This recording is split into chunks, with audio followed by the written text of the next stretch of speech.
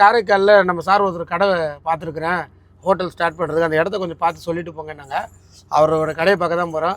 வாங்க, எது எது எங்கெங்கே இருந்தால் ஒரு ஹோட்டல் வைக்கலாம் வைக்க வேணாம் அப்படிங்கிறத பார்த்து சொல்லிட்டு போவோம். உங்களுக்கே யூஸ்ஃபுல்லாக இருக்கும். இதே இடத்துல சமைச்சு இதே இடத்துல பண்ணுறதா இருந்தால் கண்டிப்பாக ட்ரைனேஜ் வேணும்.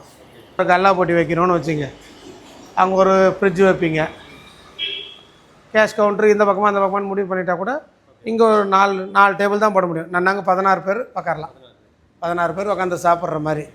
இதை க்ளோஸ் பண்ணிக்கிட்டிங்கன்னா இங்கே அடுப்பு செட் பண்ணிக்கலாம். ஆனால் எக்ஸாஸ்ட் வைக்கணுமே, அப்படியா? ஆனால் எக்ஸாஸ்ட் போட்டிங்கன்னா தான் கரெக்டாக வரும். இவ்வளோ ஹீட்டை இழுக்காது, இல்லைன்னா சாப்பிட்றவங்களுக்கே வரும். இந்த இடத்துல வச்சுக்கலாம் நம்ம அடுப்பை.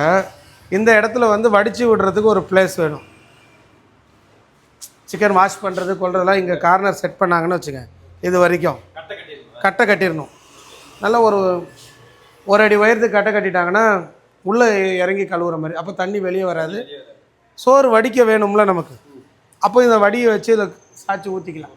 ஊற்றிட்டா இங்கேருந்து அப்படியே பைப் போட்டு பின்னாடி தண்ணி போகிற மாதிரி. இங்கே போதும், கறி கழுவு சின்ன கடைக்கு தானே இருக்கும். பார்ட்டிஷன் இந்த பக்கம் ஹேண்ட் வாஷ் செட் பண்ணிங்கன்னா அந்த பைப்பையும் இதிலே போட்டு இழுத்துக்கலாம் தண்ணி போகிறதுக்கு. ஏன்னா அங்கங்கே வச்சிங்கன்னா அங்கங்கேருந்து பைப் எடுக்க முடியாதுல்ல. அப்போ எல்லாம் ஒரே லைனில் வர மாதிரி பார்க்கணும். தண்ணி வர்றது, தண்ணி போடுறது, இதெல்லாம் பார்த்தோம்னா, ஏன்னா இங்கே ஒரு பைப் போடணும், இங்கே ஒரு பைப் வரணும். ஏன்னா பாத்திரத்துக்கு கறி கழுவ கொள்ள அதுக்கெல்லாம் தண்ணி வர்றதுக்கு கொஞ்சம் இடம் பார்த்துக்கணும். இதெல்லாம் ரெடி பண்ணிங்கன்னா தான் டெய்லி வந்து பண்ணுறது வந்து ஈஸியாக இருக்கும். ஆமாம், கண்டிப்பாக கஷ்டமாக இருக்கும். அப்படி வந்தாலும் தப்பு இல்லை. வெளியே கண்டிப்பாக எக்ஸாஸ்ட் வேணும், அடுப்பு செட் பண்ணணும். அங்கே வாஷ் பேஷன் வச்சுங்க, கஸ்டமர் கை கழுவு, அங்கே வாஷ் பேஷன் அதே லைன் இங்கேயும் வரும். இங்கேயும் ஒரு பைப் வேணும். அப்போ அங்கே ஒரு பைப் வேணும். வேஸ்ட்டு போகிறது இப்படியே போய் டாய்லெட் வெளியே போயிருந்தா அது என்ன பண்ணுறீங்களோ அதை பண்ணிக்கலாம். இந்த பக்கம் ஃபுல்லாக ரேக் அடிச்சிட்டிங்கன்னு வச்சுங்க, நல்லா ஒரு 1.5 அடிக்கு 1 அடிக்கு வச்சு ரேக் அடிச்சிட்டிங்கன்னா ஃபுல்லாக மளிகை ஜாமான்லாம் அடுக்கி வச்சுக்கலாம். இந்த இடத்துலேருந்து ஒரு கால் ரெடி பண்ணி அந்த ஐட்டம் இந்த ஐட்டம் ஒரே மட்டமாக இருக்கணும். மட்டமாக வச்சு இதுக்கு மேலே வந்து அந்த நைட்டில் இதை கூட்டுறதுக்கு டிஸ்டர்ப் இல்லாமல் இங்கேருந்து மரத்தோட இந்த ஹைட்டுக்கே கொண்டு வந்து இரும்பில் சரி மரத்தில் செஞ்சாலும் சரி செஞ்சு அடித்து வச்சுட்டிங்கன்னா சட்டியை தூக்கிட்டு வந்து இது மேலே வைக்கிற மாதிரி இருக்கணும். அப்போ தான் இந்த பார்வை படம்.